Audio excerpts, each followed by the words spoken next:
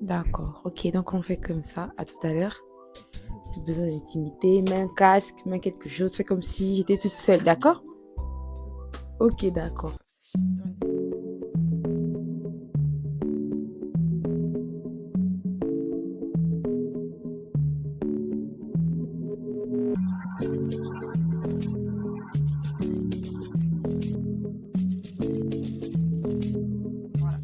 Coucou tout le monde, j'espère que vous allez bien. Alors aujourd'hui, on se retrouve pour une petite story time.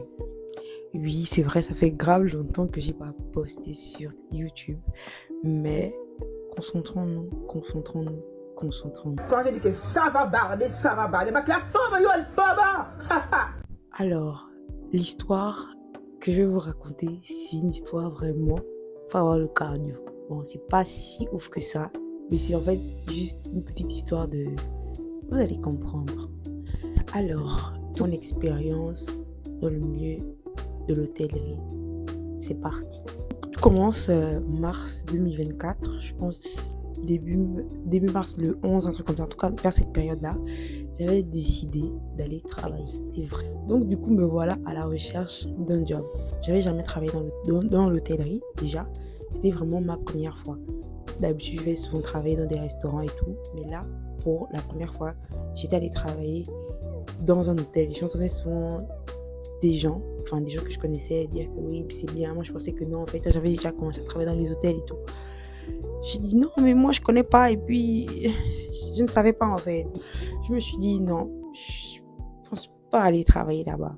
Mais je me suis dit, les restaurants aussi, c'est compliqué.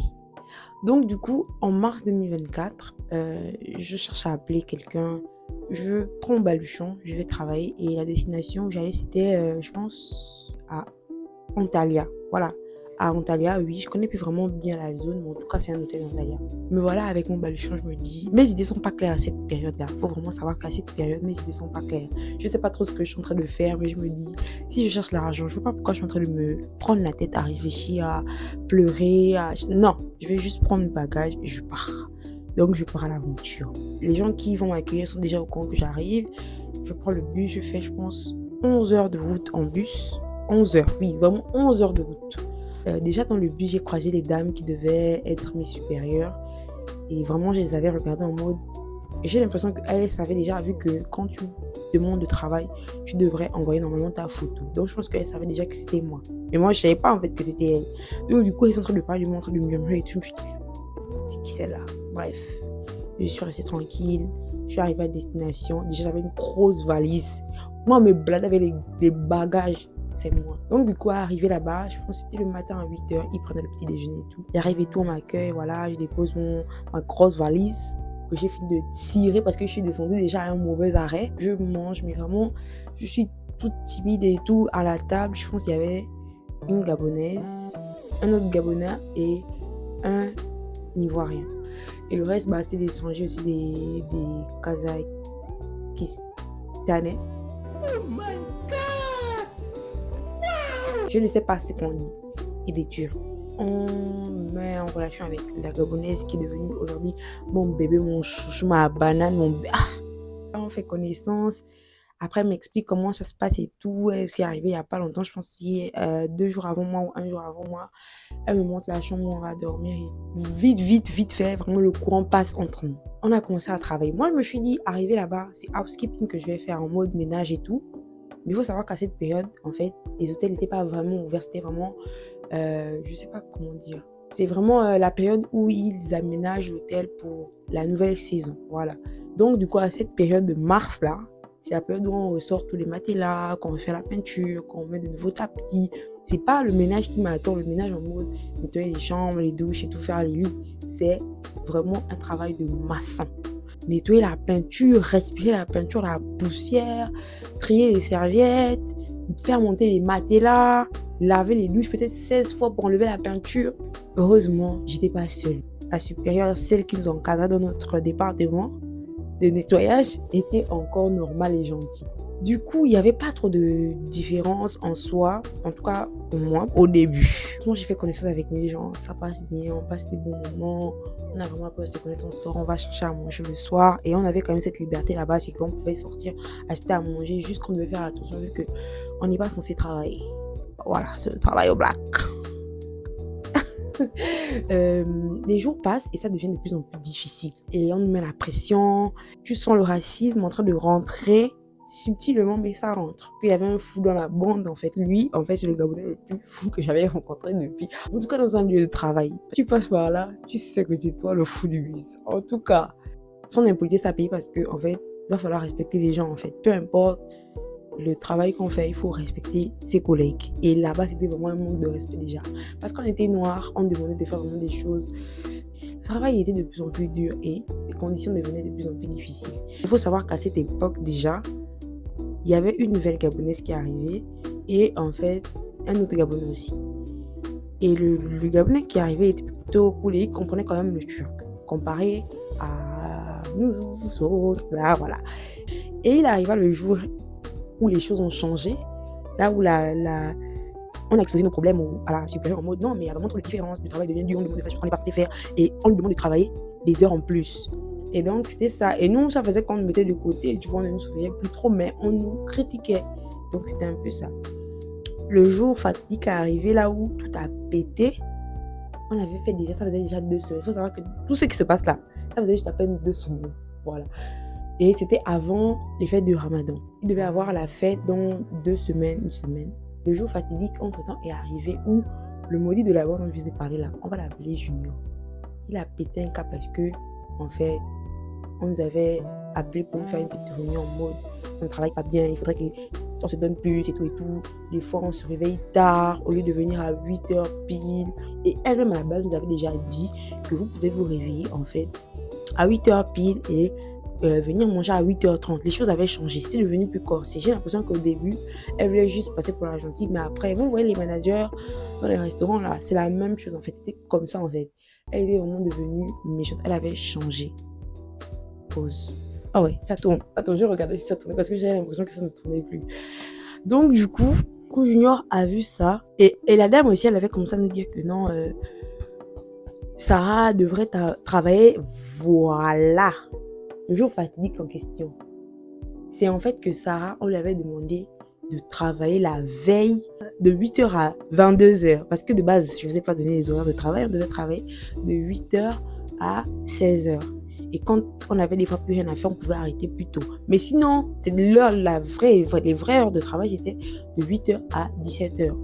Et on n'avait vraiment pas grand-chose à faire parce que la période là, il n'y avait pas de travail en fait, il n'y avait pas de clients, il n'y avait rien, il fallait juste nettoyer. Et ce sont des choses qu'on faisait pratiquement tous les jours en fait. Les heures qu'on commençait à nous donner étaient de plus en plus difficiles parce qu'on devait déjà travailler de 8h à 19h des fois, de 8h à 22h à temps. C'était Sarah, la travailleuse en chef, qu'on avait demandé de faire ça parce que voilà, on savait que nous des fois aussi, on était des feignants, on était des boudeurs. Donc du coup, Sarah, la plus calme, la plus dévouée au travail, sentit que je ne peux pas travailler jusqu'à 22h. C'est devenu quoi? Qui suis-je en fait? Un robot? Sarah, toi la travailleuse, toi qui pète un câble comme ça, mais on va te soutenir, maman. On va te soutenir. Et il faut savoir que l'autre Gabonais qui était arrivé était en train d'essayer de calmer les choses, que non, calmons-nous. Mais nous, on est en mode, c'en est trop en fait. On demande déjà de trop travailler comme les chiens et c'est pas ce que nous, on est venu faire. Soit on essaie de bien s'entendre, soit on part. Et c'est ce qu'on avait commencé à dire. Aujourd'hui là, on ne veut plus rien entendre, on part aujourd'hui. Quand Sarah s'est plainte, il faut savoir que la responsable avait dit, oh ouais, c'est faux. C'était la veille du lendemain, parce que le lendemain là, on allait dégager vraiment.